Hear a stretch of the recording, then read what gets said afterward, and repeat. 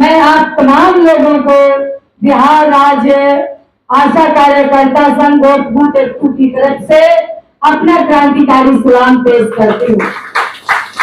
बहनों,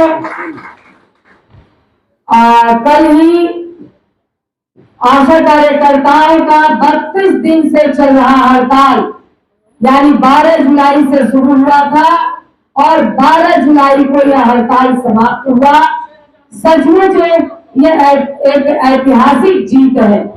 हम लोगों को भी इतनी भरोसा नहीं थी कि शब्द बदल जाएगा, ये मानदेय शब्द सरकार बदलेगी, ये भरोसा नहीं था। मगर इस महागठबंधन की सरकार में और भरोसा भी इसी सरकार पर थी।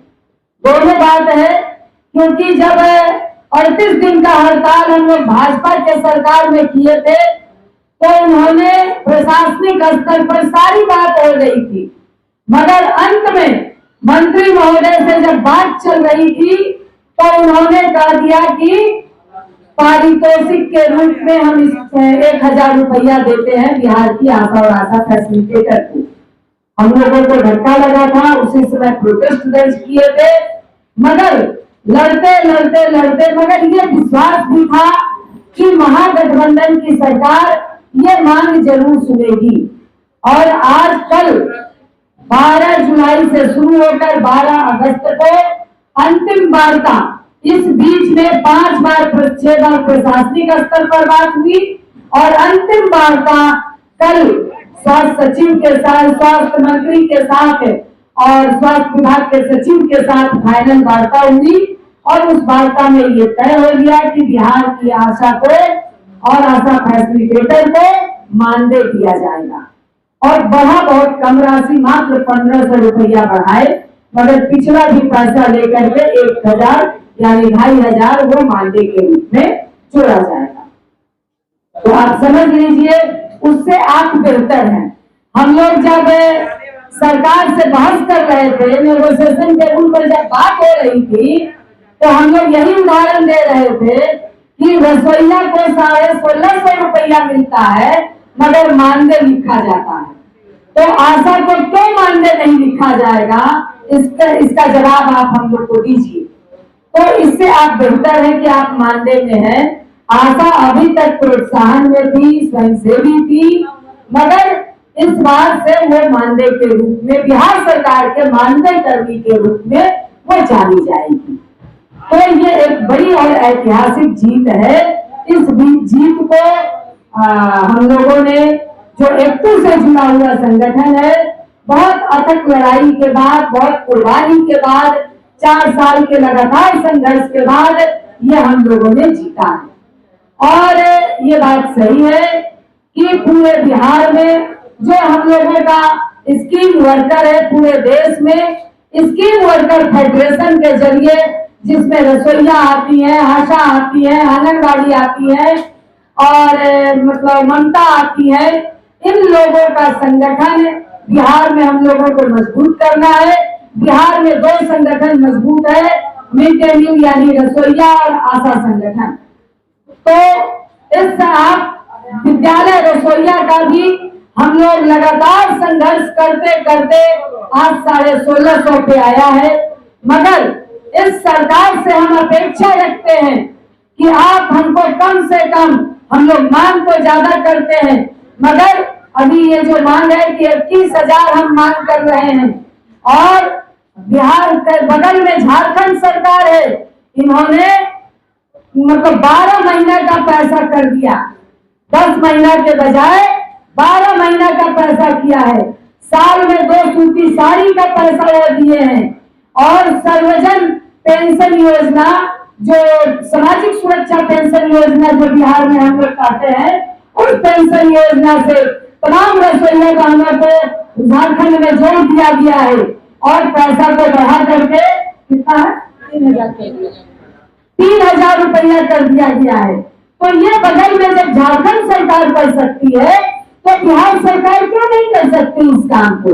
आप भी महागठबंधन के सरकार हैं, आपको बड़े आशा और भरोसा के साथ महिलाएं गद्दी पर बिठाई है इस भाजपा सरकार के खिलाफ लड़ते हुए कि भाजपा सरकार तो हमारी बात नहीं सुन रही है, तो आप ही हमारी बात सुन सकती है।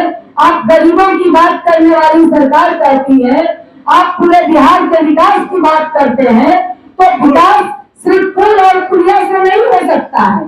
बिहार का विकास अगर होगा तो जो रसोईया की महिलाएं हैं उनका अगर विकास नहीं होगा तो सही मायने में बिहार का विकास नहीं होगा। पूरे बिहार की जो स्कीम वर्कर महिलाएं हैं, अगर इनका विकास नहीं होगा, और इनका विकास कैसे होगा? इनका विकास तब होगा जब इनकी जो कमाई है वो कमाई बढ़ेगी, इनको सम्मानजनक पैसा मिलेगा, समाज में एक स्थान मिलेगा, तब इनका विकास होगा। तो ये अगर महागठबंधन सरकार नहीं कर सकती तो और कौन सरकार करेगी? तो इसलिए महागठ इस सम्मेलन से आप जरूर ये प्रस्ताव देंगे और आंदोलन की रूपरेखा भी आप तय करेंगे। जो भी आप रूपरेखा तय करेंगे उस आंदोलन को पूरी मजबूती के साथ एकता के नेतृत्व में स्कीम वर्कर भी पूरी ताकत के साथ आपके आंदोलन को आगे बढ़ाने का काम करेगा। इसलिए इसके साथ ही साथ आज देश भर का राष्ट्रीय सम्मेलन स्कीम वर्कर का 9-10 सितंबर को आपके पटना में होने जा रहा है, गेट पब्लिक लाइब्रेरी में, क्योंकि पूरे देश भर की स्कीम वर्कर की नेता लोगों ने कहा कि भाई पहला सम्मेलन हो रहा है, प्रथम सम्मेलन हो रहा है, उसका पोस्टर भी आ गया है कि बिहार में स्कीम वर्कर संगठन, चाहे वो आशा हो चाहे मिड डे मील वर्कर हो, ये बहुत मजबूत भूमिका में है। इसलिए आप लोग प्रथम सम्मेलन का श्रेय लीजिए। आपकी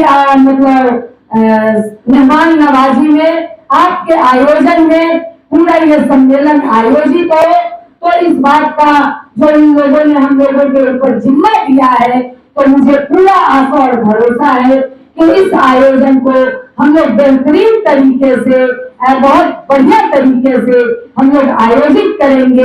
एक इस प्रथम सम्मेलन एक मील का पत्थर होगा, क्योंकि बिहार को कहा जाता है कि यहाँ से लड़ाई का मतलब शुरुआत होती है, लोकतंत्र के आंदोलन की शुरुआत की जननी है बिहार।